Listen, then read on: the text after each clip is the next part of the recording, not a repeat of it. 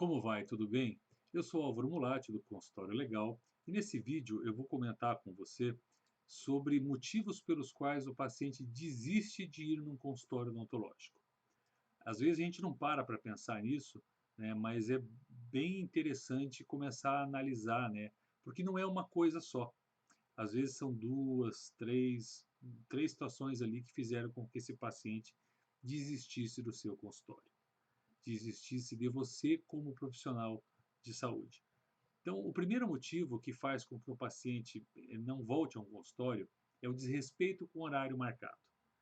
E quando eu falo isso, a gente pensa imediatamente no atraso, né? Então, o atraso, claro, sim, tem peso, né? Se você começa a atrasar a consulta, ele vai gerar um problema, ele pode achar que você não vai conseguir fazer tudo o que tinha que fazer no horário combinado, ou ele pode achar que você vai fazer rápido demais, né? Ou então você vai fazer, você atrasou 10 minutos o início da consulta, então você atrasa também o término da consulta em 10 minutos.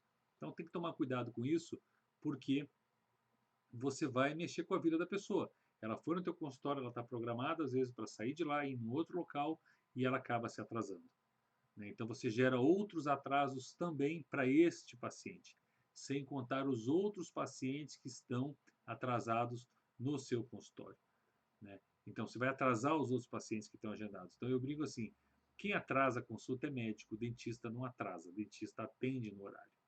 Então tome muito cuidado com isso. Um outro detalhe que está envolvido nessa questão de desrespeito com o horário marcado é você começar a fazer o que eu chamo de remanejar a agenda. Então isso também não é legal. Você tem um paciente, por exemplo, hoje é segunda-feira, você tem um paciente agendado para sexta e no meio da tarde um paciente de amanhã pediu para cancelar a consulta porque ele não pode vir. E aí você tenta trazer esse paciente de quarta, quinta ou sexta para amanhã, no horário que esse outro paciente tinha cancelado. E aí você gera um transtorno na vida dessa pessoa, porque ele já está com a semana dele resolvida, planejada, programada, e na próxima sexta ele sabe que ele tem que ir no teu consultório.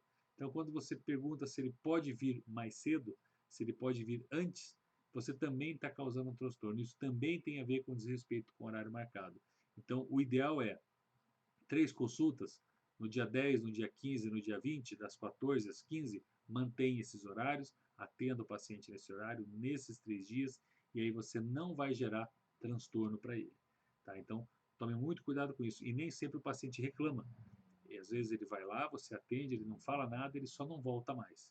E, obviamente, também não vai falar bem de você para os amigos dele, para a pessoa que perguntar para ele como é que está indo o tratamento odontológico.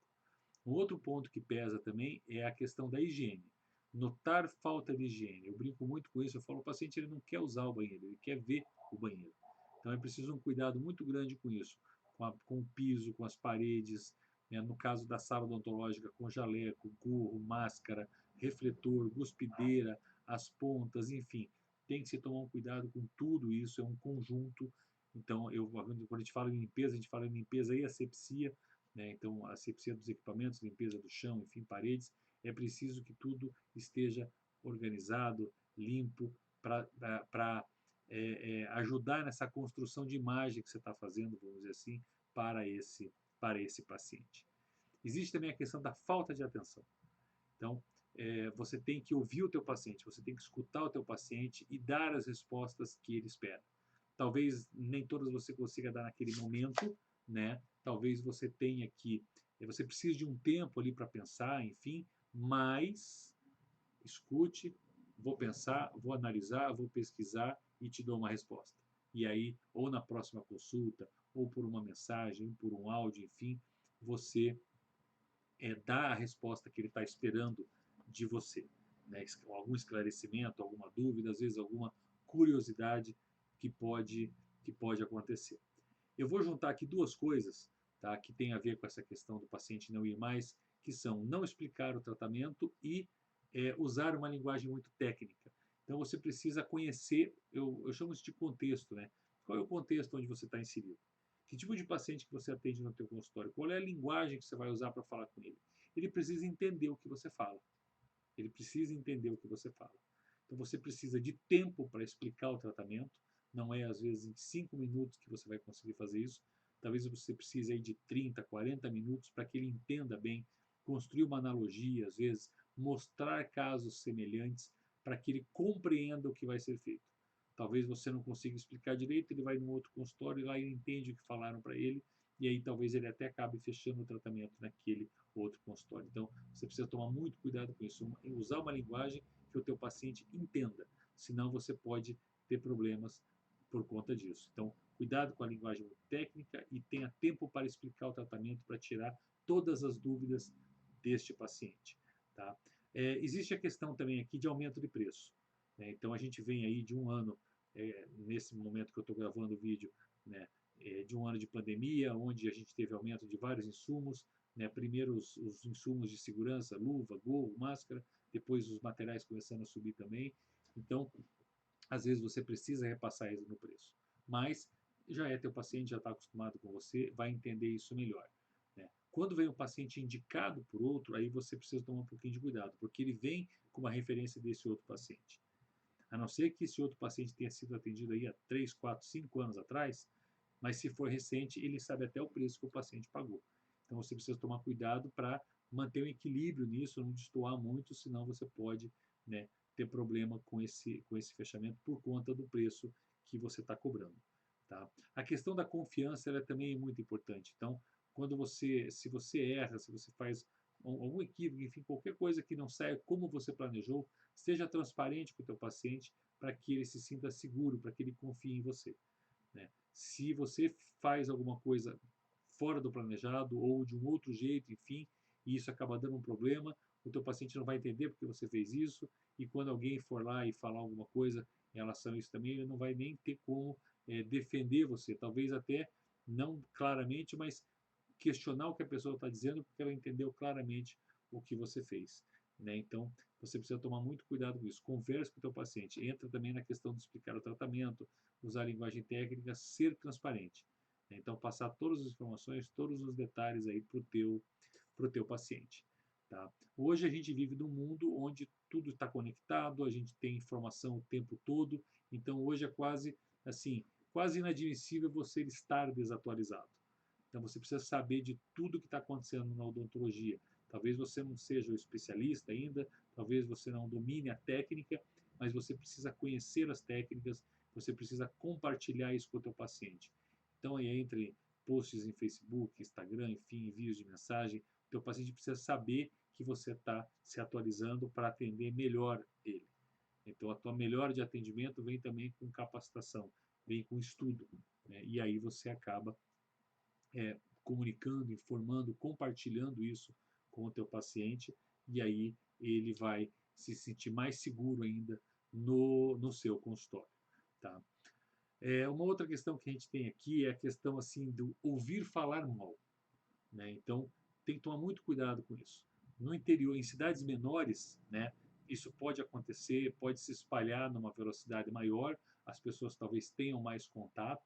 Numa cidade maior, talvez não, mas, por exemplo, já ouvi histórias aí de elevador, onde tem duas pessoas conversando ali, uma falando mal, tal, às vezes a secretária conversando com outra amiga que trabalha no prédio, alguma coisa assim, e o paciente está dentro do elevador. Então você não sabe quem está perto de você e ele vai ouvir a tua conversa. Então tem que tomar muito cuidado sobre o que você vai falar, porque de repente você está falando uma coisa do consultório, desce no mesmo andar, vão para o endereço ali, vão para a sala, e aí você entra junto com o paciente e ele vê que você é a secretária do dentista que você estava falando mal ali. Então tem que tomar muito cuidado com isso.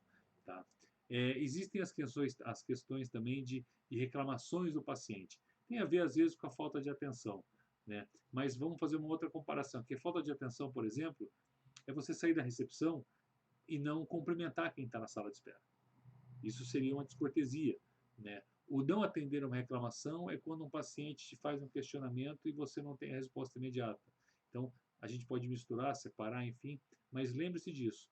Né? Eu preciso cumprimentar as pessoas, eu preciso ficar batendo papo horas com ela, mas preciso ser gentil, preciso cumprimentar, da mesma forma como eu tenho que atender uma reclamação, uma dúvida, no menor tempo possível.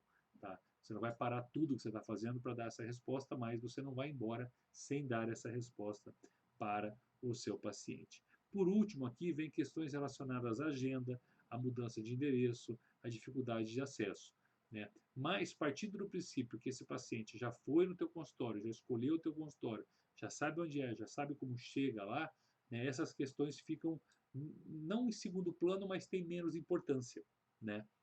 Então, o paciente ele espera 2, 3 dias para ser atendido. É claro que um mês já é uma outra situação, né? Se você muda de endereço, mude próximo do teu consultório para não mudar muito a rotina do teu paciente, porque daí ele pode abandonar você também, né? E se é um consultório num local difícil de chegar, difícil de estacionar, não tem estacionamento, você precisa prestar atenção nisso. Você não pode montar um consultório num local onde não tem pelo menos um estacionamento próximo para deixar o carro, para que o paciente possa deixar o carro. Ou que não tem um ônibus próximo para que o funcionário chegue para trabalhar, ou até o paciente, né, que vá para o vetor de ônibus no teu consultório. Então você precisa prestar atenção nessa situação. Quando você vai escolher um local, né, você tem que verificar algumas coisas aí que a gente pode relacionar com ponto, enfim, mas tem a ver aqui com a questão de agendamento, de atendimento, de manter o tratamento no teu consultório. Então, toma cuidado, são coisas simples, tá, gente? Respeitar o horário marcado, manter tudo limpo, organizado, ser atencioso com as pessoas, explicar direito os tratamentos, fazer um controle de preço para não ficar cobrando além do que precisa, né? Manter a tua confiança no nível de confiança do teu paciente, né, num patamar elevado, né? Se atualizar e comunicar, enfim, são pontinhos ali que somados podem fazer com que esse paciente desista de você e não volte mais ao teu consultório. Ir a um consultório é participar de uma experiência e ela tem que ser boa. Se ela não for boa, a pessoa não volta e aí você perde um paciente que, se fosse bem atendido, poderia indicar mais um, que depois indicaria mais um, que depois indicaria outro e assim sucessivamente.